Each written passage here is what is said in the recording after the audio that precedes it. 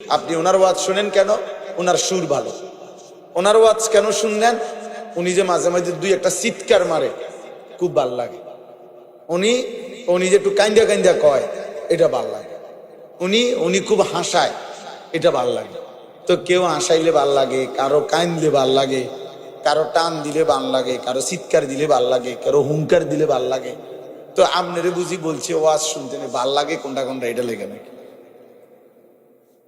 ওয়াজ শোনার মাকসাদ এটা যে আপনার সামনে 10 জন বক্তা আনা হলো, এবার আপনি সিদ্ধান্ত দিবেন কারে কি কারণে ভাল লাগে, কার কি ভাল লাগে। এই তো এই শেষ, এরপরে ওয়াজ শেষ। ওয়াজের উদ্দেশ্য, আল্লাহর কথাগুলোর উদ্দেশ্য হাসিল হয়ে গেল। আফসোসের বিষয়, আফসোসের বিষয়। অথচ কথা ছিল কোরআনুল কারীমের মধ্যে বারবার মহান আল্লাহ পাক রব্বুল আলামিন বলছেন লাআল্লাকুম তাযাক্কারুন। কেন কোরআনের আয়াত? যেন তোমরা উপদেশ গ্রহণ করতে পারো।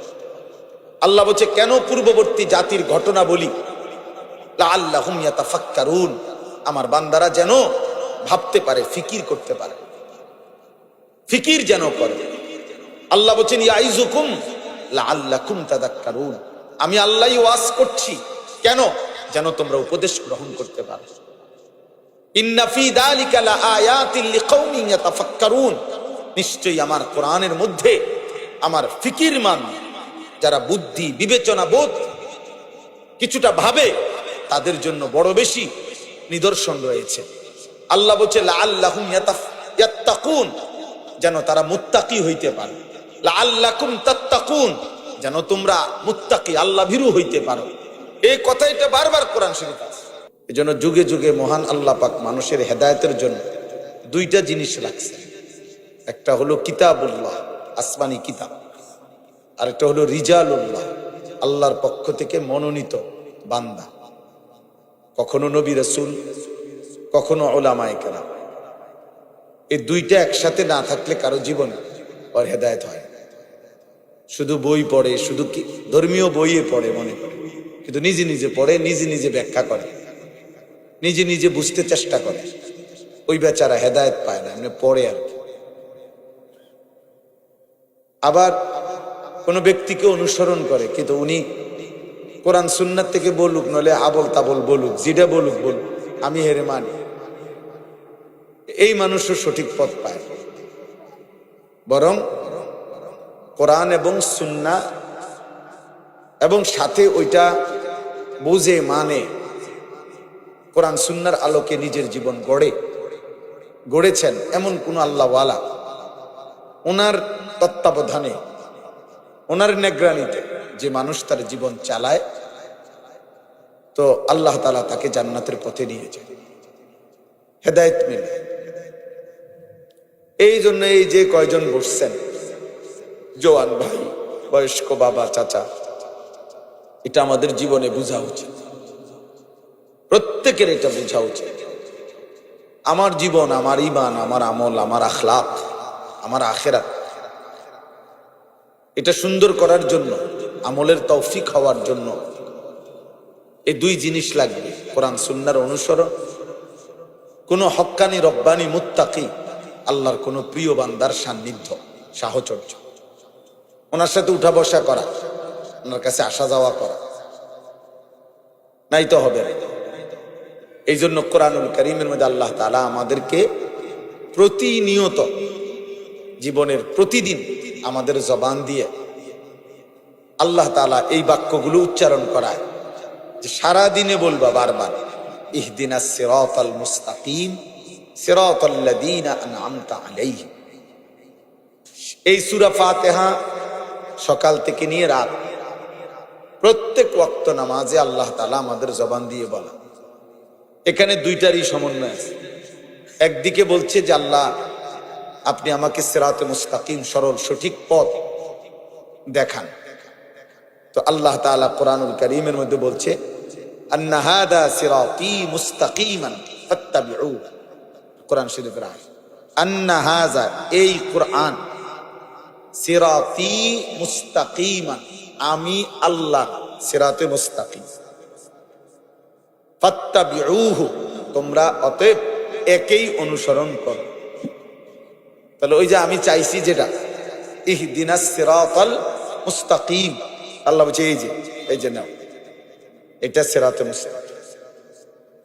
এরপরে আল্লাহ তাআলা বলছেন সিরাতাল্লাযীনা আনআমতা আলাইহিম, আল্লাহ আমি এমন একটা পথ চাই, এমন কিছু মানুষের সান্নিধ্য চাই যারা আমার পূর্বে সিরাতে মুস্তাকিমের এই নিয়ামত আমার আগে যারা পেয়েছেন, এমন কারো পথ, এমন কারো সন্ধান, এমন কারো সান্নিধ্য আমি আপনার কাছে চাই, সারাদিনে, সকালে, দুপুরে, বিকেলে, রাতে, সন্ধ্যায়। তো আল্লাহ তাআলা বলেন ফাউলাইকা মাআল্লাযীনা আনআমাল্লাহু আলাইহিম, ওই নিয়ামত প্রাপ্ত বান্দারা হচ্ছে কারা? যাদের সন্ধান তুমি চাচ্ছ। মিনান নাবিয়্যিন, নবীগণ, আস-সিদ্দীকিন, নবীদের পরে আউলিয়াদের মধ্যে সর্বোচ্চ তবকা সিদ্দিক যারা, তারা, আশ-শুহাদা, আল্লাহর পথে খালেস যারা জীবন দিয়েছে, শাহাদাত বরণ করেছে তারা, আস-সালিহিন, ঈমান আমলের উপরে পুরা জিন্দেগি তাকওয়ার উপরে কাটায় এমন আল্লাহর নেক বান্দাগণ, তারা। এই চারটা, নবীগণ, সিদ্দিকগণ, শহীদগণ, আল্লাহ তাআলার সালিহিন, নেক আমল, প্রত্যেকটা হুকুম আহকাম মানে এমন প্রিয় বান্দাগণ। তাইলে আল্লাহ তাআলা বলছেন বান্দা আমি দুইটাই তোমার মুখ দিয়ে চাওয়াইলাম, দুইটার সন্ধানই কোরআনে বলে দিলাম।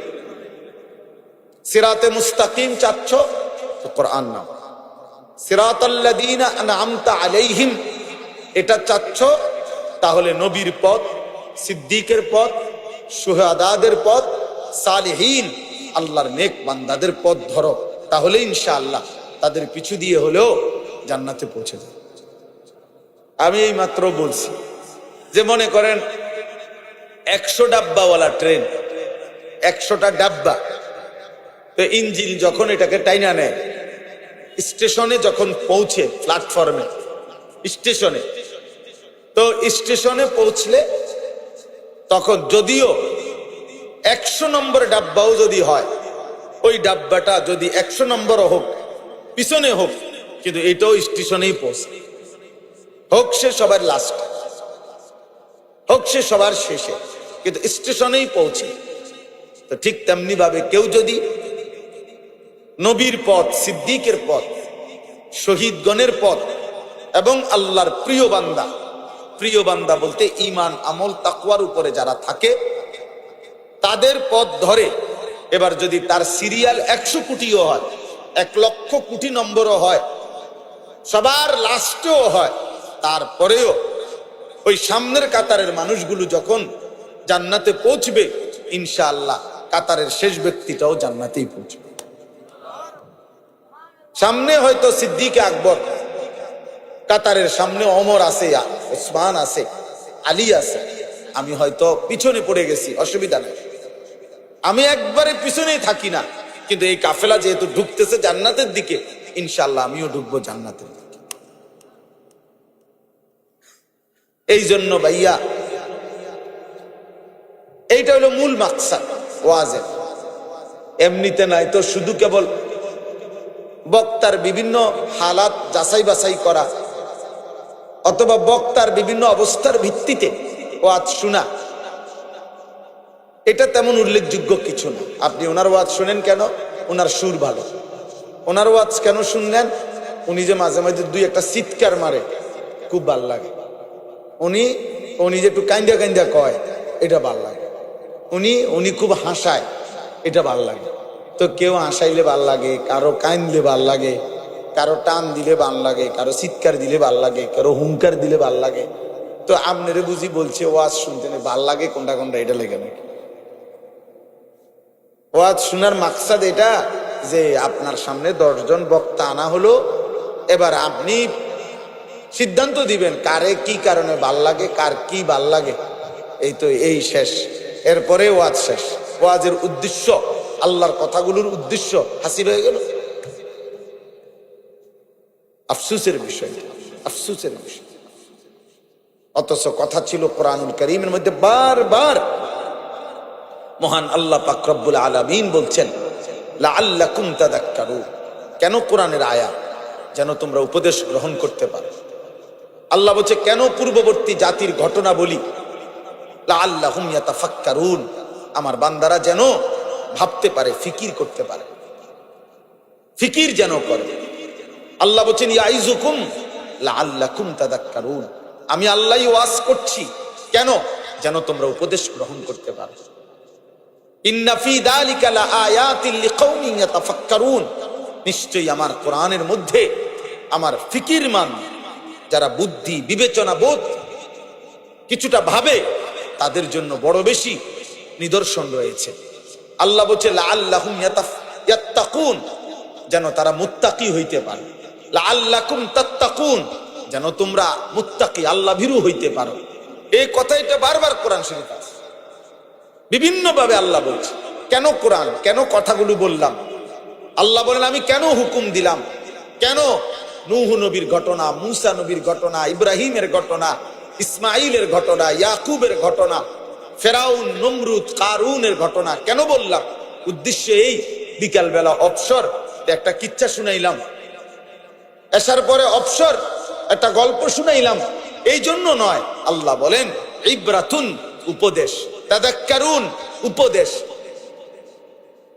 ইয়াতাফাক্কাহুন, উপদেশ, উপদেশ, নসিহত, কিছু বুঝো, ফাতাবিরু, আল্লাহ বলছে আমার বান্দা কিছুটা ভাবো, বান্দা কিছুটা ভাবো, তোমাকে তো আমি আকল দিছি, তুমি তো ইনসান। এই জন্য দোস্ত আমার একটা ওয়াজ, আমার একটা কথা, এটা আমি সব সময় বলি, আমার একটা সাফ বক্তব্য, সেটা হলো হালাল হারাম, জায়েজ না জায়েজ, পাক নাফাক, আদেশ নিষেধ, কোনটা আল্লাহর হুকুম, কোনটা আল্লাহর নিষেধ, এই পার্থক্য জ্ঞান যার মধ্যে নাই, হালাল হারামের পার্থক্য যার মধ্যে নাই, জায়েজ না জায়েজের পার্থক্য যার মধ্যে নাই, ও কোনো ইনসান না, ও জানোয়ার, ও মূলত সরাসরি জানোয়ার।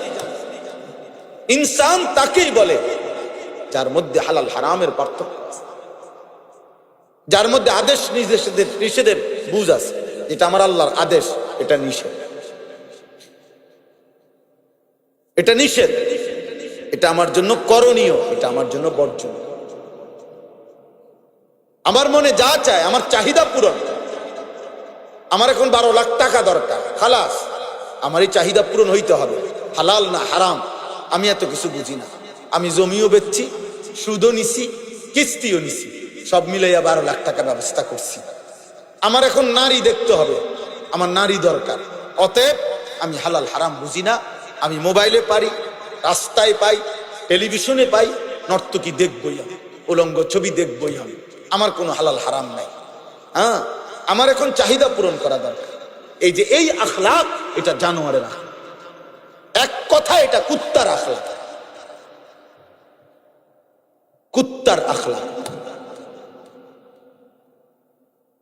জানোয়ারের আখলাক।